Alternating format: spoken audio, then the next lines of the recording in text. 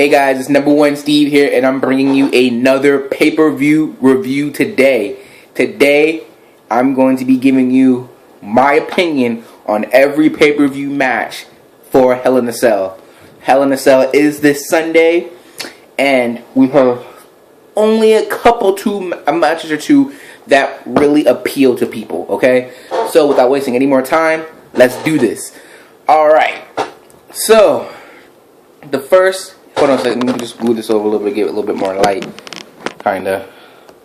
Alright, so the first pay-per-view match is the pre-show Ziggler, Cesaro, Neville versus Rusev, Barrett, and Sheamus.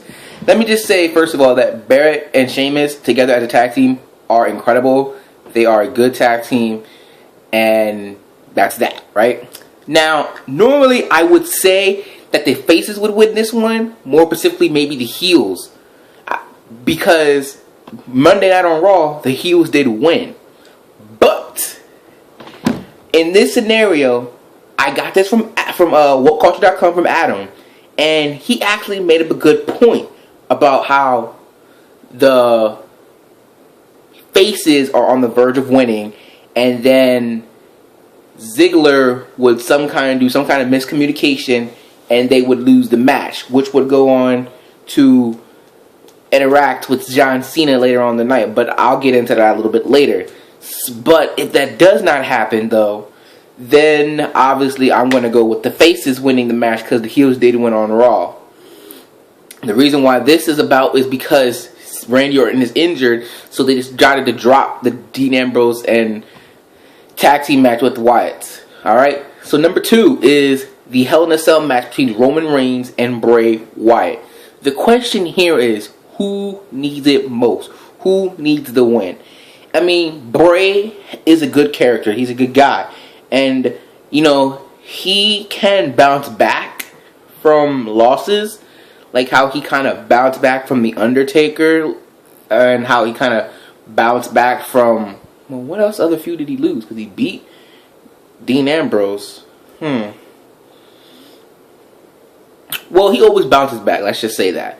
So, I think Roman Reigns will win this match. And I say that because if the WWE really is trying to build him up to be the next guy, the next face of the company, then, and people are cheering for him now, then I'd say Roman Reigns deserves to win. No interference, a one-on-one match. Give us how we had at Monday Night Raw a few weeks ago, and just let them lose. Let them do what they got to do, and let Roman Reigns get the win.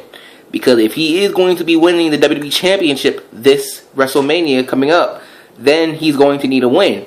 And not only that, a win inside the Devil's Playground, Hell in a Cell. Alright, so then obviously Charlotte's going to beat Nikki for the Divas title. But, will she retain? But, it may be from interference from Paige or Sasha Banks. She's been getting a lot of fan base cheers, so expect either a triple threat or a fatal 4-way at the next pay-per-view for the Divas title. Alright. Next, we have Rollins versus Kane. If Rollins loses, obviously he's no longer champion. If Kane loses, then he will no longer be the director of operations. So it's like, well, who wins, right? Again, I stated out the fact that if you didn't give Sting the win, then there's no way in the world that Kane will win. Although it is quite possible Kane has been WWE Champion before. Granted, it was only for one day. They could pull that thing again where Kane wins the title and then Sheamus comes out and they're like, look, we can't have... And Doherty's like, look, we can't have this guy doing this. So they'll send out Sheamus and Sheamus will be. But, again, nobody wants to see Sheamus as the WWE World Heavyweight Champion. I think he should be the first guy to run out of time and not cash in Money in the Bank, you know?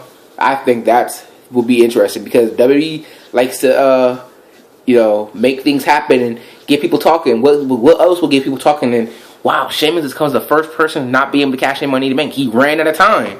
You know, I think that would be interesting. But if that does not happen, obviously we can all see Seth Rollins winning this match because I'm hearing rumors that he just might go all the way to WrestleMania, and then it could be a triple threat between him, Brock, and Roman Reigns.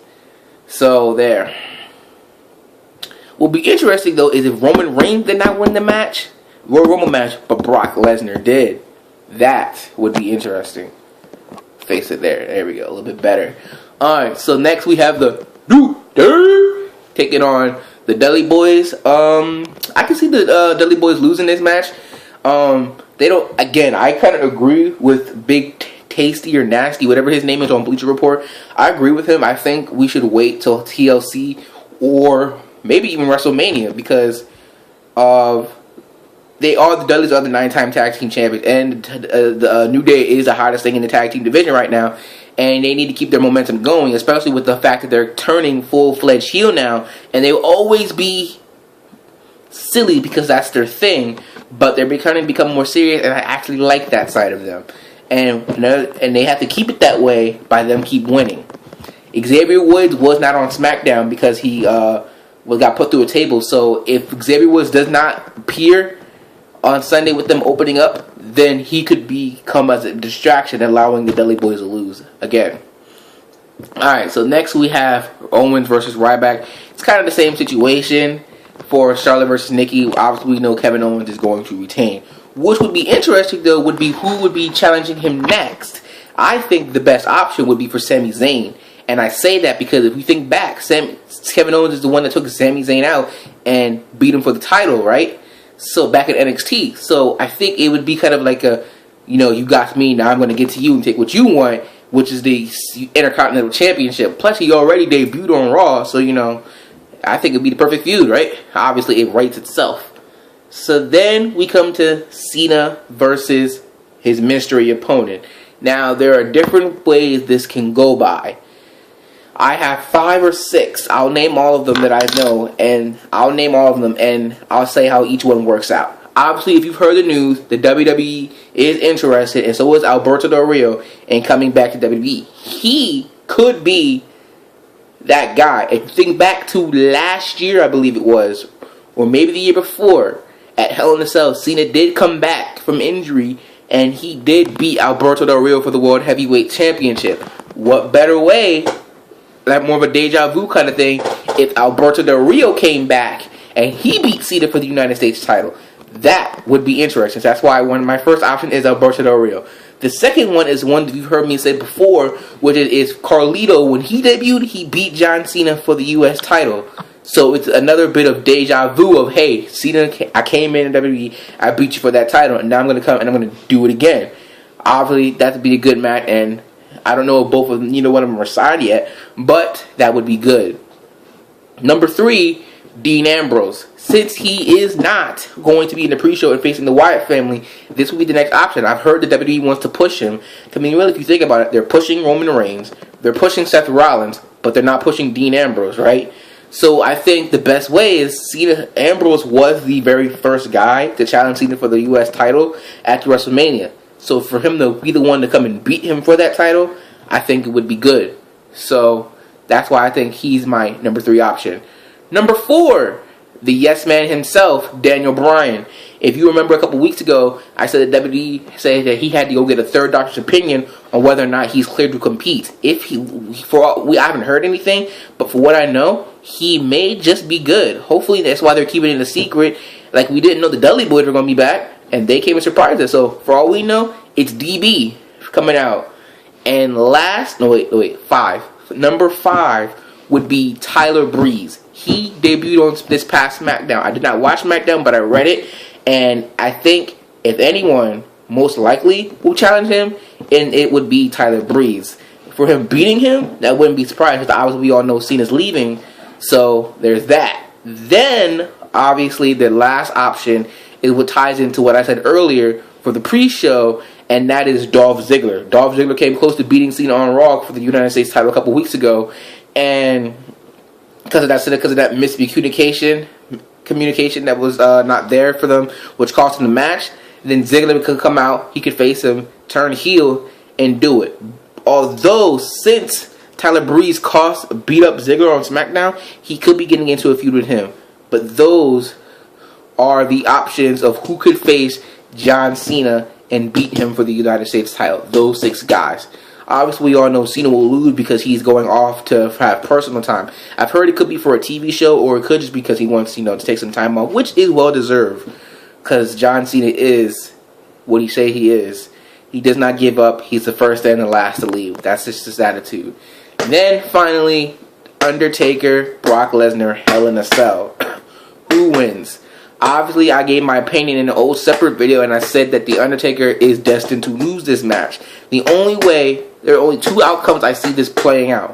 One, Taker loses cleanly, like he did at WrestleMania. Two, Brock loses because of interference, which could set up his next opponent, either for maybe Survivor Series, the Rumble, or WrestleMania. Whoever will come in will be attacking him. Because really, who would have a problem with The Undertaker? Now, it could be Sting. Because I did hear when Sting was supposed to be on the Raw after Night of Champions, that he had some huge announcement. Now, it could be that he's challenging Taker, but it could be that he was retiring now, but we don't know, because he got injured. I'm not saying anything. But if you remember back a couple weeks ago, I said Sting and Taker should fight at Survivor Series. Sting wins. Taker goes on, gets his rematch at WrestleMania, and he wins that match. Sting does need a win, and the best place for him to get it would be at Survivor Series if he can make it. Hopefully he can, but we'll never know. So that has been all the matches for the the Hell in a Cell pay-per-view. I will be watching it, but I will also be following the Eagles game because my Eagles are going to be facing the Panthers, and we can do it with that defense. As long as Sam Bradford does not throw an interception, we will be fine. And that's about it for this video. Please remember to check out my other video of why do people watch WWE. Please check out my other video that I made yesterday on, I believe it was, Will the Shield Return? And then check out my other video of, matter of fact, just go check out my channel. Just check out my channel and watch all my stuff, okay? Just check it out and watch it. Because I put a lot of hard work into this. I'm dedicated to this. I promised you I would do this, and I am. So, rate, comment, subscribe, do what you gotta do, okay? And remember, if you're not down with that, I've just got 2 words for you. Peace out.